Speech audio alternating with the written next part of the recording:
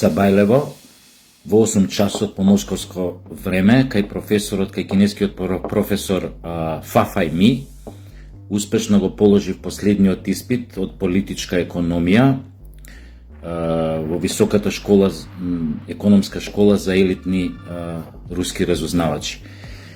Го положив со чиста десетка, нели како таен агент на Путин, познат под името Куров, или секретниот агент Путиња Куров.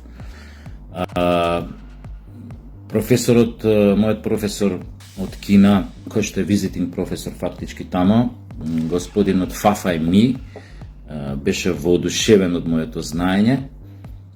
Ми рече: Куров, јас сум воскитен од вас и од вашиот самопрегор и знаење. Свидетелството ќе го земам за 10 дена, тогаш официјално ќе ви се пофалам со доказот, нели? Вака ќе направиме едно видео ролно. Сакам да кажам дека ние разузнавачите во Кремљ не е само дека учиме тука некои борилачки вештини, борба гради разни вештини, да употребуваме различни тип на оружје, но имаме и предмети кои што треба да ги полагаме. Еден од нив беше и политичка економија.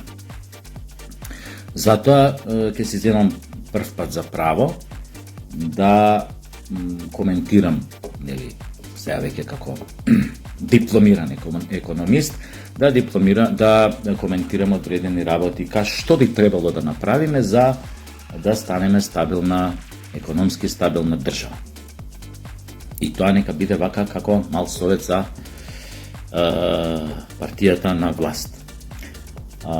Значи, основата на капитализмот ви е политичка економија, или стока плюс капитал е еднакво на нов производ. Значи, мора да направиш нов производ. Сега, ако стоката или материјалот што треба да се направи нов производ чини 100 денари, капиталот што се вложува во средствата за производство да се изработи тој нов производ чини 100 денари, новиот производ чини 300 денари. Значи, 100 денари сме оствариле профит. Ова е основниот принцип што треба, драги мои, да го разберете ако сакате да имаме стабилна држава. Значи, реален сектор, фабрики, производство. Под број 1, што треба да направи, да не биде само зборувам на теми кај што се отвара, нели, македонското прашање, некои крупни темни што го засегаат нашиот идентитет, еве малце и за економија од Куров. Мислам, од вашиот таен агент Куров. Сакам да кажам дека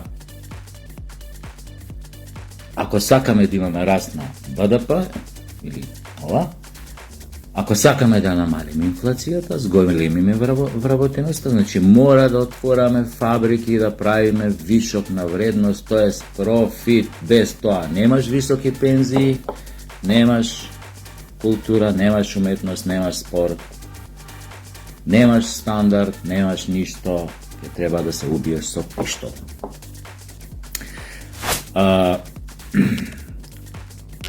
Сакам да кажам, ние со години имаме, што тоа ми беше делиот од дипломската на високата школа, економска школа за елитни разузнавачи во Кремљ, за анализа на БДП-то изминативе години, последниве години, за инфлацијата, нели, додека беа овие предавнициве од десна власт. И имав тамо податок дека БДП-то не ни се зголемува нешто за 1,5%, тоа е стандардно, што е катастрофа, инфлацијата негде 7, 8, 9, 10%. А овие ги покачуваа платите, пример, од најмала плата, да кажеме, од 16 на 24.000, што значи за 50% покачување, а од друга страна имате 1,5% раст на БДП, имате инфлација 10%, што значи оние 50% нема како да се покријат. И тога што се случува, да им објаснам на нормалните смртници, кога нема од кај да покриете, нема фабрики, нема вишок вредност, никој ништо не произведува, реалниот сектор утепан, овие мало собствениците, предприемачите, и онда што имате или пропаѓаат фирми, или имате кредити подигање, имате продавници за пари, имате задолжени граѓани, имате банки кои што замислете изминативе години остваруваа најголем профит од што бе? Шо прават банките освен лихва што прават? Што се лихвари? Дали ме разбирате, драги мои, вака кога ви цртам? Ете, затоа е битно од економска гледна точка да се тргне по овој пат.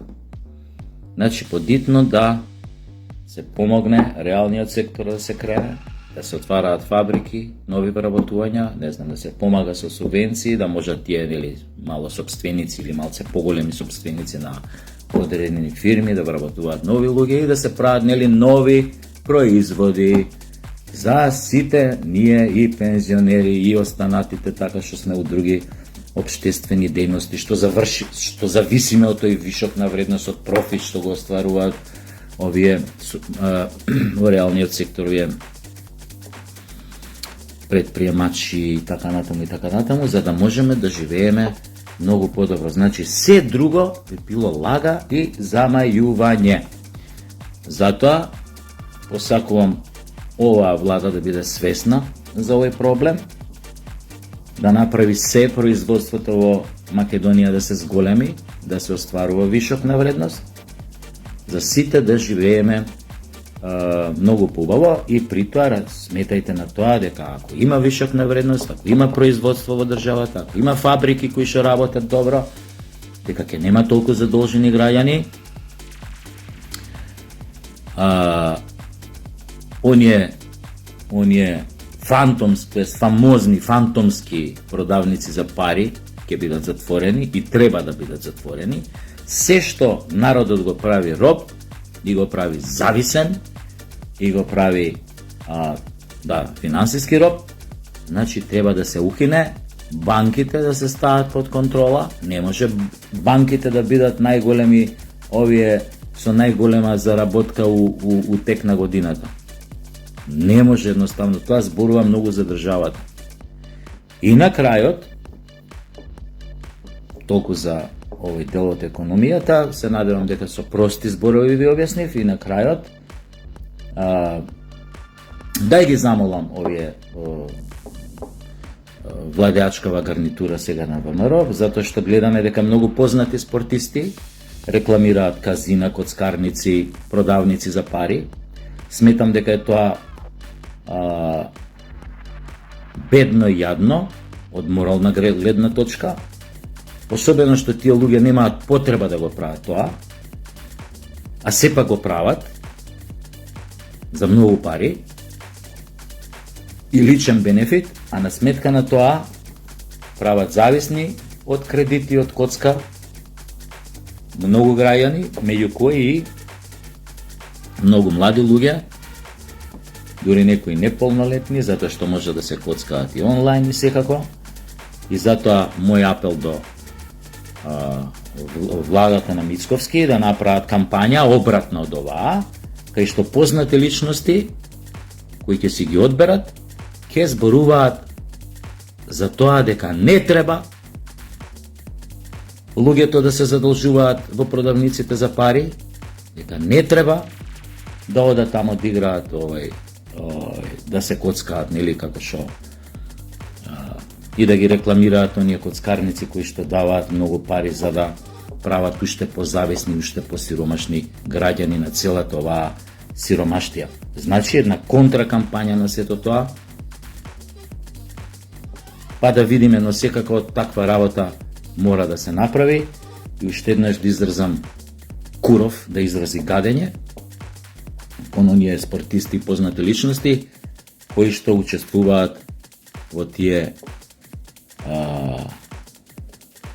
кампањи.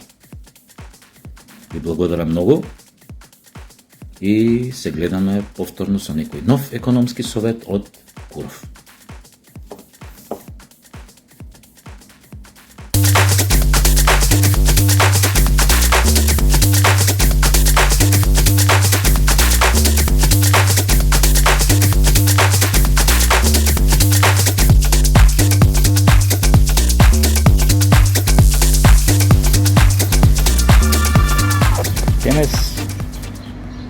На кеот на Вардар е многу убаво.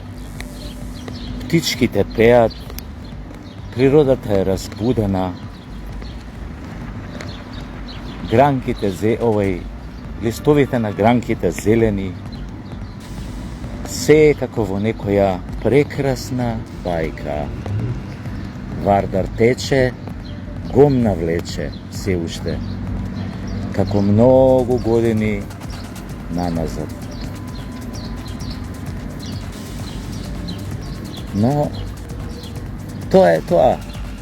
Од оваа кожа не се може, но сепак е убаво на кеот на Вардар, како што можете да видите. Прекрасно е.